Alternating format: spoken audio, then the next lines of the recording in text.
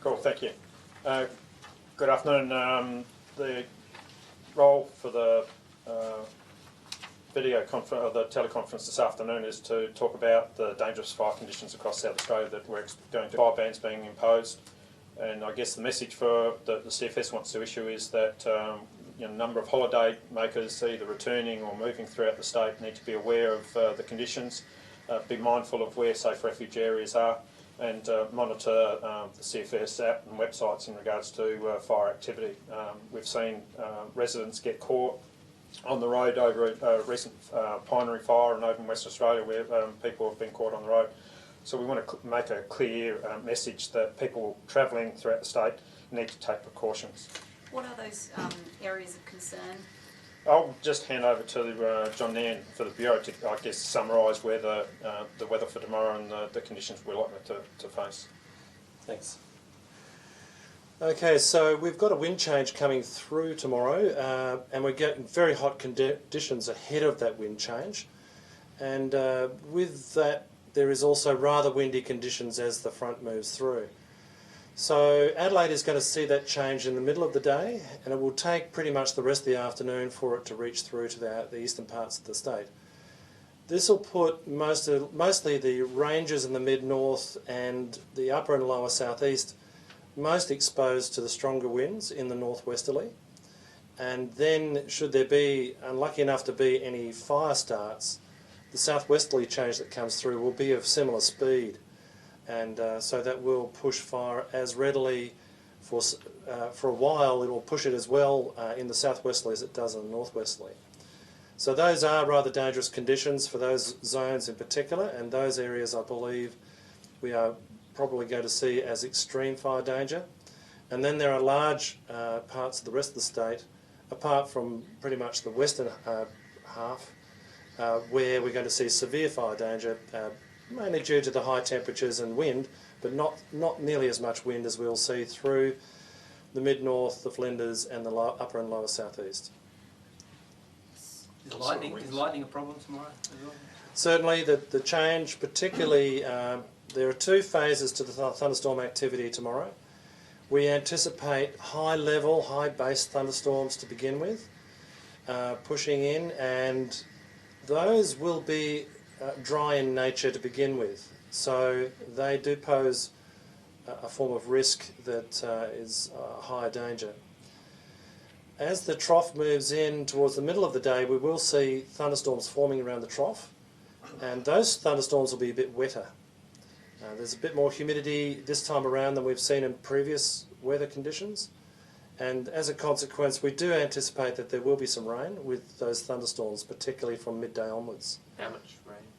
The rainfall amount is not particularly high. It will be higher the further north we go, but that's probably into the pastorals where we'll see falls of around about 20 millimetres or more.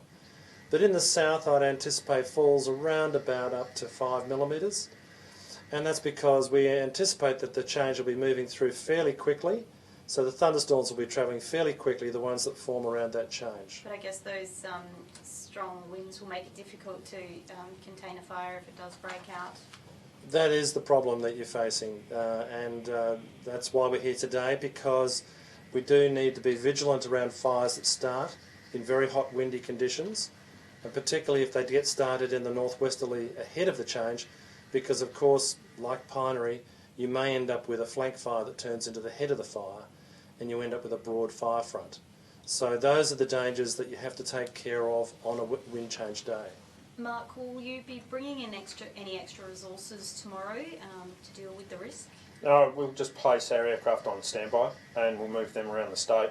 There's no more additional resources being brought into the state at this stage. We have seen a lot of messages like this go out. Are residents heeding warnings as you put them out?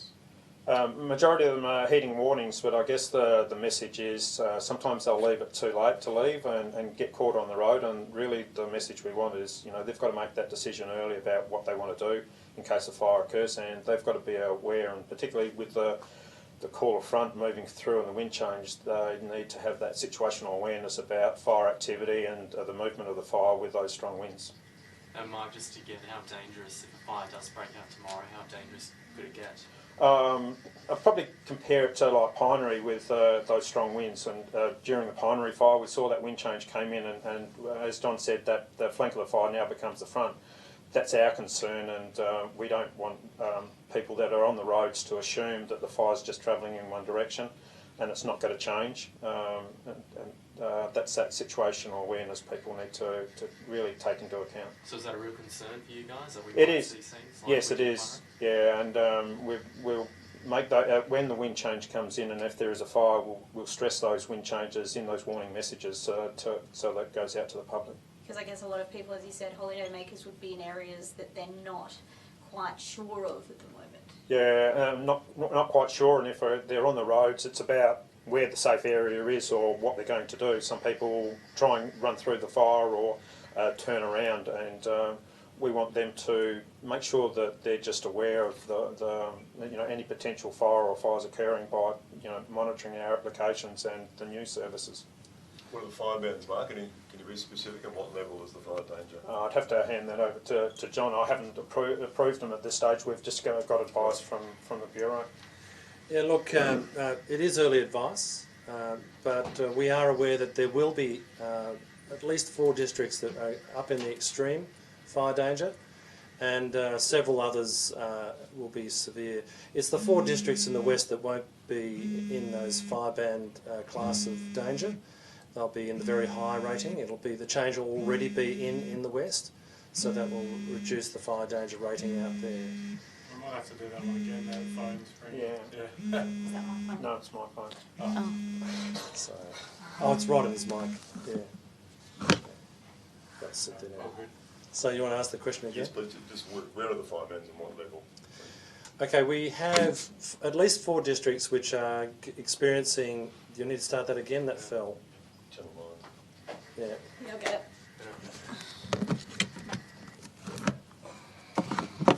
Your phone won't ring, will it? No. Not as popular as you. Okay.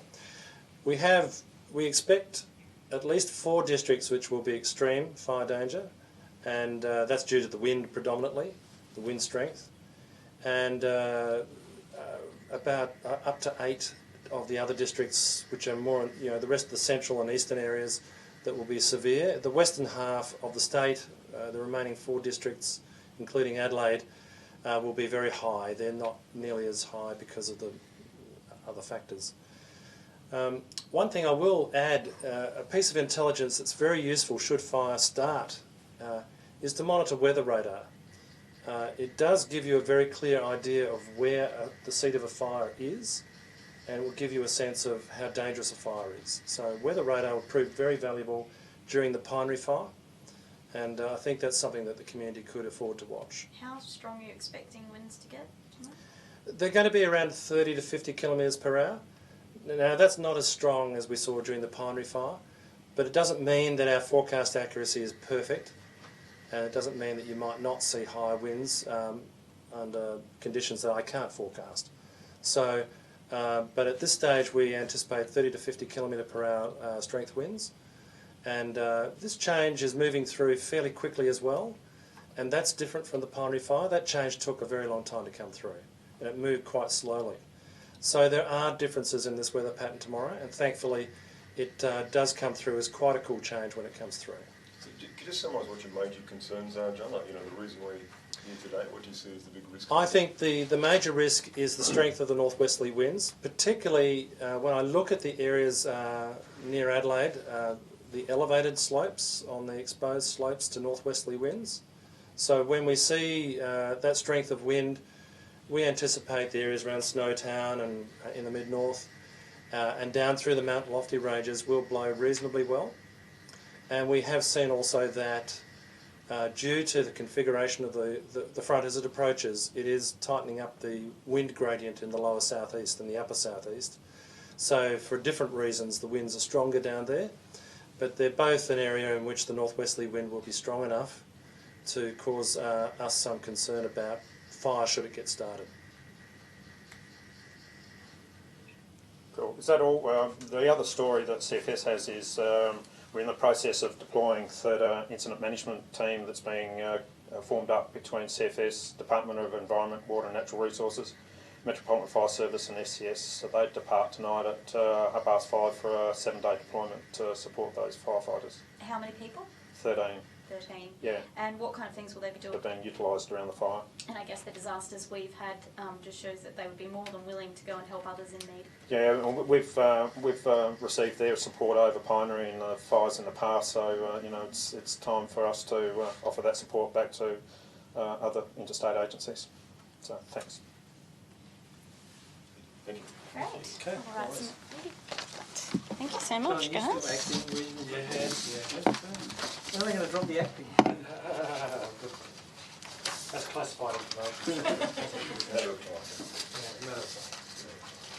time. Breaking news when it happens. Oh yeah, don't of worry. course, yeah. You'll tweet it out. Yeah. One of these days, yeah. We'll see. We'll see. Alrighty. Thanks, guys.